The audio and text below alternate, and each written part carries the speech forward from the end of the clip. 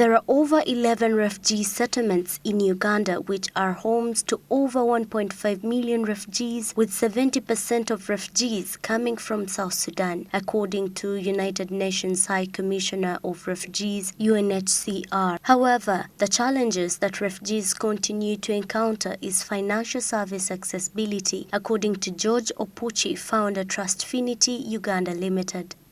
First of all, we come from northern Uganda, and this place has been affected by war for a very long time. So we've had the opportunity to live next to those IDP camps, and we now know how all these camps work. We know the challenges that are faced in the camps. We know especially the financial challenges that are facing the camps, the IDP camps. Also looking at the statistics of Uganda right now, Uganda is one of the largest refugee hosting countries in Africa. And by statistics, right now Uganda stands at 1.4 million refugees. And all these refugees are coming from the neighboring countries of South Sudan and DRC Congo. Trustfinity Uganda Limited is a fintech based in northern Uganda, helping refugees in IDP settlements through financial inclusion of building a microcredit unit with a saving and lending project to help refugees access finances, especially women groups. In these settlements, do not have direct access to credit lines to sustain their stay or transition to normal lives, because I believe that these settlements are supposed to better their lives and somehow. But for obvious reasons, these people do not have access to financial inclusions for obvious reasons, like they are not citizens, they lack the relevant documents to access financial services. So what we decided to do is build a platform that extends microcredit to organized women group in these settlements, whereby collections and disbursements through mobile money, because this is the obvious penetration platforms that can be reached even to the lowest levels of settlements. So this is a platform that is in works. It's going to be a USSD-based platform because by the very nature of these settlements, these people are remote, and it would be unfair to come up with a smartphone app and then call it a solution. So we decided to go with a USSD and have a Ugandan-based moderator to coordinate with those groups and tell them about the benefits of these credit lines and how much it can help impact their lives and the kind of businesses they can start with to transform their lives. And yeah, so that is our solution currently we are working on. Hi people interacted with Trustfinity Uganda Limited via Zoom today. In addition, Trustfinity was introduced to Mojaloop, an open source software which helps in integration of Trustfinity's financial inclusion services. Today has been the 8th day of the 40 days for the Fintechs project. Like you all know, it is running on Smart 24 at 8 p.m. every day. Every day, Monday to Sunday, we profile one fintech. Today we are happy to interact with Trustfinity Uganda Limited. Now Trustfinity is an ICT company. It's a team of young and multi-talented developers that do mobile and web-based applications. So Trustfinity is developing a product to address the issues of refugees. Like you know, refugees, many of them are women and children. They need to work, they need to study. Now the women don't have capital, but there are groups that can help them collect capital.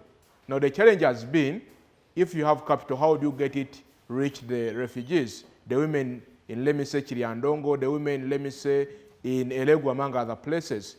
And again, how do you monitor it?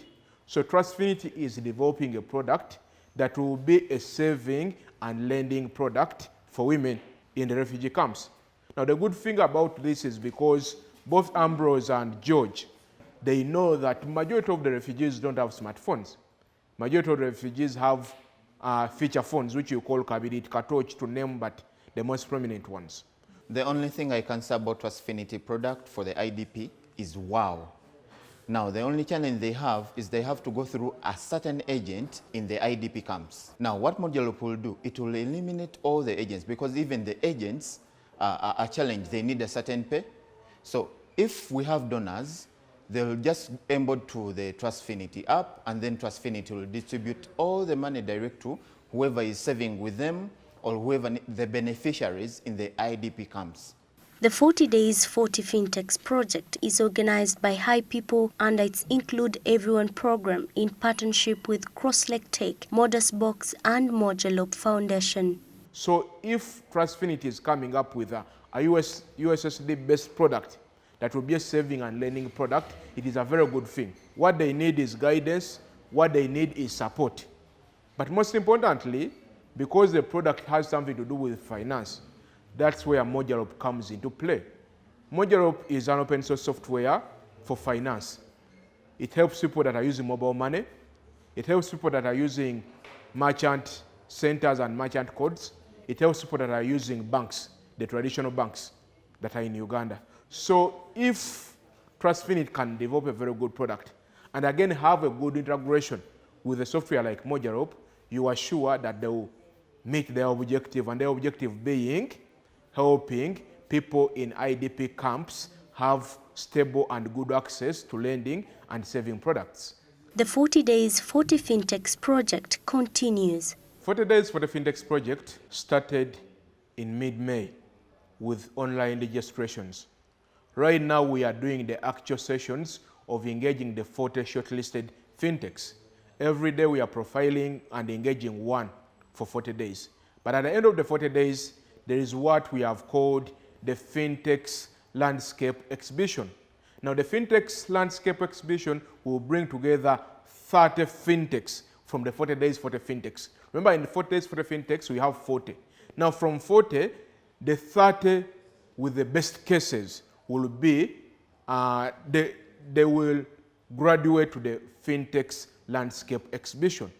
At the Fintechs Landscape Exhibition, each of them will have a chance to showcase and explain their product and how it addresses Uganda's financial inclusion challenges. Now, the Fintech Landscape Exhibition will take place in the around 16th and 17th of July. It will be broadcasted live on Smart24 TV. So whoever will be home that day will be able to catch it live for like 5-6 hours. You understand what Ugandans are doing, the amazing stories Ugandans are creating, the amazing solutions Ugandans are having for financial inclusion. Rita Kabanyoro, Smart24.